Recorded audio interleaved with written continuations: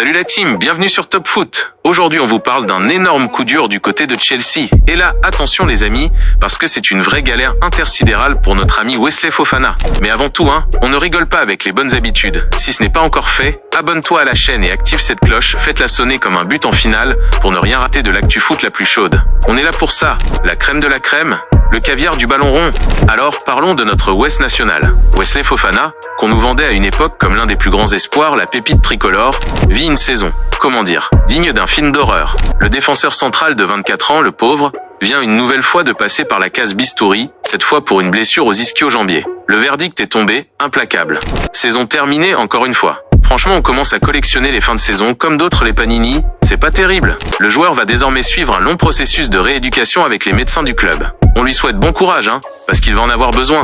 Depuis son arrivée à Chelsea, c'est une vraie spirale infernale, une descente aux enfers footballistiques. Entre les ruptures des ligaments croisés, les rechutes qui n'en finissent plus, et les absences prolongées qui deviennent sa spécialité, Fofana n'a jamais vraiment pu enchaîner. En 4 saisons, tenez-vous bien, il n'a disputé que 35 matchs en Première Ligue. 35, c'est moins que mon cousin à la kermesse du village. Un chiffre alarmant, soyons clairs. Surtout quand on sait que Chelsea a claqué plus de 80 millions d'euros sur lui pour en faire un pilier, un roc infranchissable de sa défense jusqu'en 2029. À ce prix-là, on attendait un peu plus que des allers-retours à l'infirmerie, non?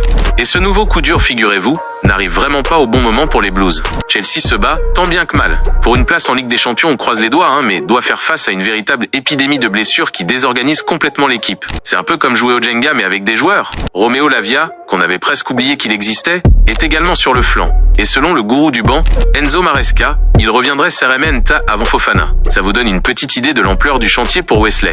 La question commence donc à trotter dans la tête des dirigeants londoniens, les mecs qui ont le chéquier. Peut-on encore compter sur Wesley Fofana pour l'avenir? Parce que bon, à un moment donné, il faut peut-être regarder la vérité en face. Plusieurs sources, les petites taupes du mercato, évoquent déjà un possible renfort en défense centrale. Et attention, un nom commence à revenir avec insistance. Mark Guéhi, le patron de la défense de Crystal Palace et international anglais. Il pourrait bien devenir la priorité des Blues pour cet été. On sent le vent tourner, non? Fofana, lui, va devoir s'accrocher, mais alors s'accrocher comme jamais.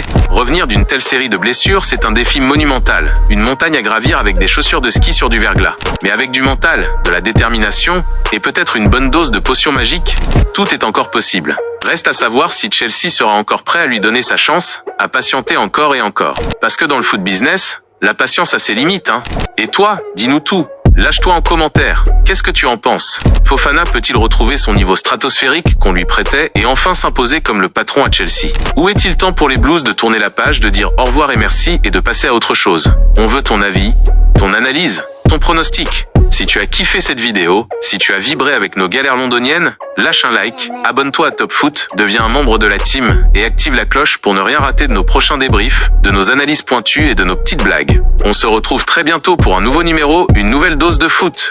Ciao la team!